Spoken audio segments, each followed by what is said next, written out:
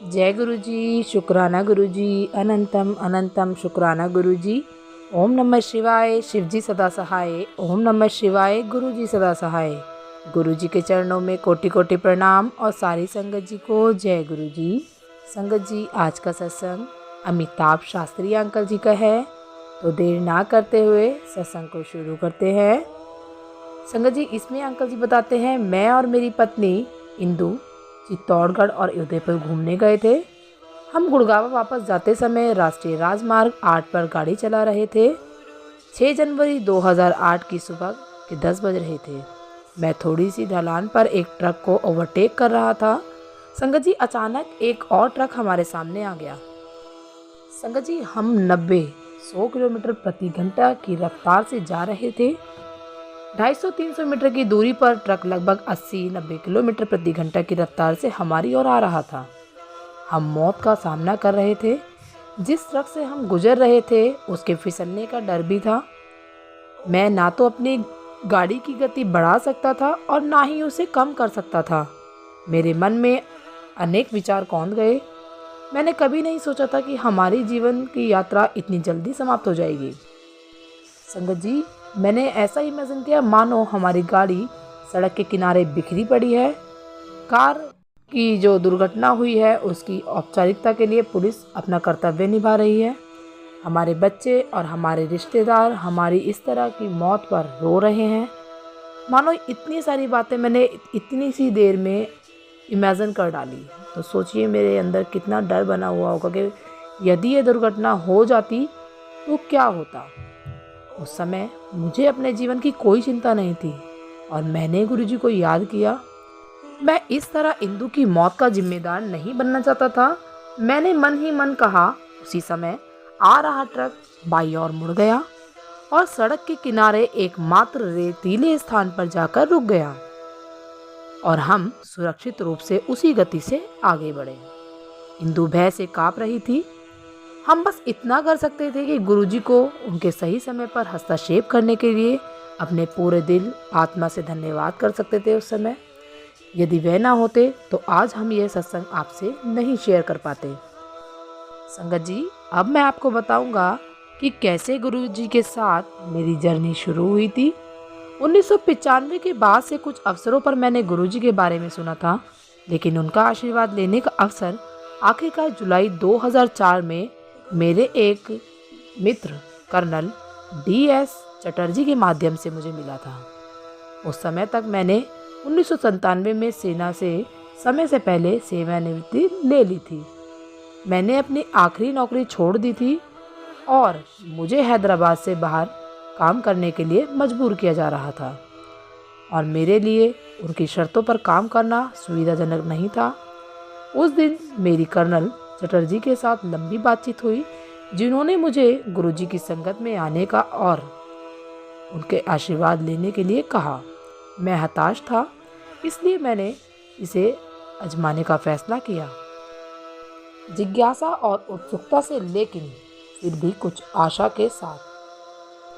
हमारी पहली यात्रा बिना किसी स्पष्ट परिणाम के थी, लेकिन हमें गुड़गांव में अपने घर पर गुरुजी की सुगंध मिली और तब से बाद के कई अवसरों पर हमने इसे महसूस किया।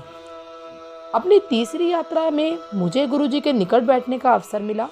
लंगर के बाद वह मेरा नाम और उस कोर के बारे में जानना चाहते थे जिसमें मैंने काम किया था। मेरे जवाब देने के बाद उन्होंने कहा कि सिग्नल कोर के अधिकारी कभी भी खाली नहीं बैठते। मैंने इसे आशीर्वाद माना। संगत में मेरी पहली कुछ यात्राओं में से एक के दौरान मैं योग की स्थिति में बैठा था और आध्यात्मिक ऊर्जा, जिसे रीढ़ के आधार पर कुंडलिनी कहा जाता है, के जागरण के बारे में सोच रहा था। मैंने सोचा कि जब वह ऊर्जा ब्रह्म नाड़ी से होकर गुजरती है तो बहुत दर्द सहना पड़ता है, और यह भी कि जो लोग इस योग का प्रयास करते हैं वे अक्सर सभी प्रकार के अतीन्द्रिय अनुभवों से अपनी दिशा में भटक जाते हैं। अचानक मुझे लगा जैसे मैं सिर से पांव तक अमृत में नहा रहा हूँ और आनंद वास्तव में इतना सुंदर था कि इसे शब्दों में बता पाना बड़ा मुश्किल है। यह वास्तव में अधिचेतना का अनुभव था। यह सत्य चेतना आनंद की अनुभूति थी। जैसे कि शास्त्रों में बताया गया है, यह अनुभव तब तक जारी रहा जब तक लंगर की घोषणा नहीं हो गई और हमें बाहर निकलना पड़ा। मैं वास्तव में इस स्तर पर गुरुजी को उनके आशीर्वाद के लिए धन्यवाद देने के लिए शब्द नहीं ढूंढ पा रहा था। यदि इस यात्रा में गुरुजी के आशीर्वाद से आनंद आया, तो इससे पहले एक अन्य अवसर पर इससे लगातार दर्द कम हो गया था। मैं उस दिन फिर से लंगर के लिए गुरुजी के पास बैठा हुआ था। लंगर खत्म करने के बाद मैं बड़ी मुश्किल से उठा। संगत जी, मेरी पीठ में दर्द इतना तेज था। दर्द कई वर्षों से बना हुआ था और हर कुछ हफ्तों में वापस लौट आता था। मैंने गुरुजी को मेरा निरीक्षण करते हुए देखा और मुझे आश्चर्य हुआ कि कुछ ही समय बाद दर्द गायब हो गया। उसके बाद शायद ही कभी मुझे पीठ में दर्द हुआ हो। यदि कभी दर्द होता भी था तो वह बहुत कम समय में गायब हो जाता था। संगत जी, मेरा अगला सत्संग मेरी बेटी का अस्थायी वीज़ा कैसे मिला था गुरुजी की कृपा से। गुरुजी के आशीर्वाद से मेरी छोटी बेटी की शादी नवंबर 2005 में हुई। शादी के बाद उसे एक अस्थायी वीज़ा मिला था। हालांकि वह अमेरिका में काम करने के लिए एक स्थायी वीज़ा चाहती थी। अमेरिका ने वीज़ा की संख्या पर प्रतिबंध लगा दिया था। सितंबर 2006 में एक बैंक में अपना वीज़ा अपॉइंटमेंट फॉर्म भरते समय मुझे गुरुजी की खुशबू महसूस हुई।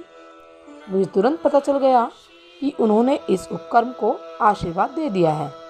हमें बताया गया कि दूतावास में वीज़ा प्रक्रिया में पूरा दिन लग सकता है और बहुत सारे प्रश्न पूछे जा सकते हैं।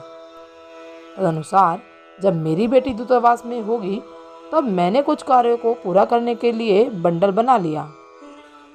लेकिन जैसे कि गुरुजी की इच्छा थी, मैं उसे वहाँ छोड़ने के बाद अभी भी चाणक्यपुरी क्षेत्र में था। जब मेरी बेटी ने फ़ोन करके बताया कि उसका वीज़ा स्वीकृत हो गया है, तो मैं गुरुजी को इतना धन्यवाद कर रहा था मानो कि मुझे समझ ही नहीं आ रहा था कि मेरी खुशी का मैं कैसे गुरुजी को धन्यवाद करूं। संगत जी, जून 2007 में हम अपनी दोनों बेटियों और पोतों के साथ लैंसडाउन गए थे। तारकेश्वर महादेव एक बहुत पुराना सिद्धपीठ है जो लैंसडाउन से लगभग 30 किलोमीटर की दूरी पर है। यात्रा से पहले ईंधन टैंक सुई आधे स्तर के निशान पर थी, जो यह दर्शाती थी कि आने जाने की यात्रा के लिए पर्याप्त ईंधन है। 12 किलोमीटर की यात्रा के बाद सुई लाल संकेत पर गिर गई। पूछताछ करने पर निकटतम पेट्रोल पंप लगभग 50 किलोमीटर की दूरी पर कोटद्वार में था। ईंधन संकेतक खराब हो गया था और हमें इसकी जानकारी नहीं थी। और एक अपरिचित इलाके में कार में 2 साल के बच्चे के साथ 3 महिलाएं थीं। उस क्षण मुझे एक घटना याद आई जिसमें गुरुजी ने पंजाब में विद्रोह के चरम पर बिना ईंधन वाली कार में लंबी दूरी की यात्रा की थी। हम सभी ने गुरुजी से मदद मांगी। मैंने भगवान शिव और हनुमान जी से प्रार्थना की और अपनी यात्रा जारी रखी। हालांकि मुझे विश्वास था कि अब चिंता की कोई आवश्यकता नहीं है। हमने कुछ गुजरने वाले वाहनों से पेट्रोल का अनुरोध किया, लेकिन उनमें से कोई भी हमारी मदद के लिए नहीं राजी हुआ। जब तक हम मंदिर पहुंचे, सुई सफ़ेद निशान तक पहुंच गई थी, जो लगभग खाली टैंक का संकेत दे रही थी। इसके बावजूद हमने मंदिर में अपनी प्रार्थनाएं की। जब हम पार्किंग स्थल पर वापस आए तो एक सज्जन अपने वाहन के टैंक से कुछ पेट्रोल डालने के लिए सहमत हुए, लेकिन हम ऐसा नहीं कर सके। तभी एक ड्राइवर ने कहा कि हमें लैंसडाउन चलना चाहिए।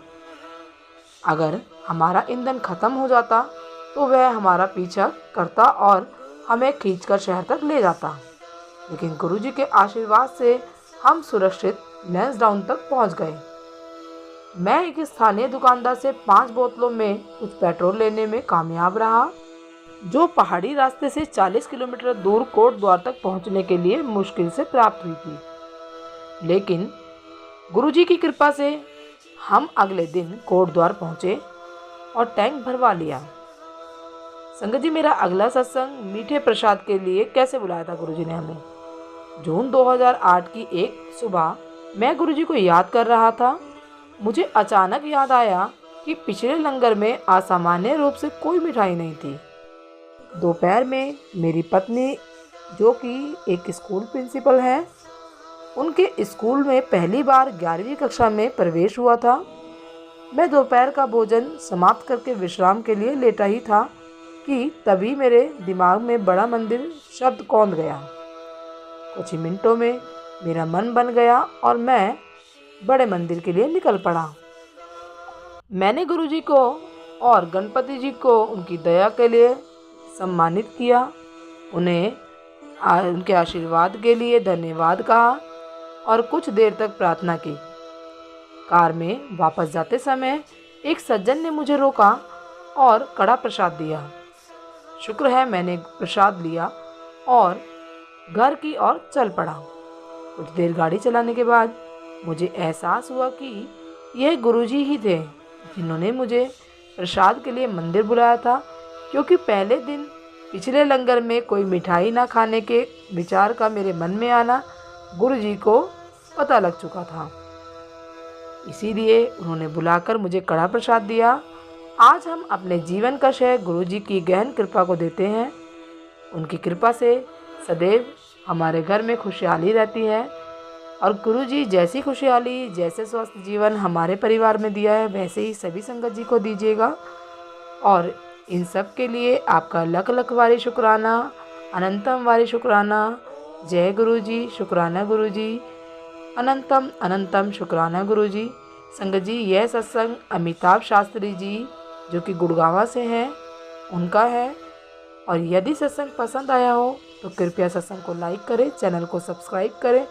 सत्संग बोलने में मुझसे कुछ भूल चूक हो गई हो तो कृपया मुझे क्षमा करें। जय गुरुजी, शुक्राना गुरुजी। सारी संगत जी को जय गुरुजी।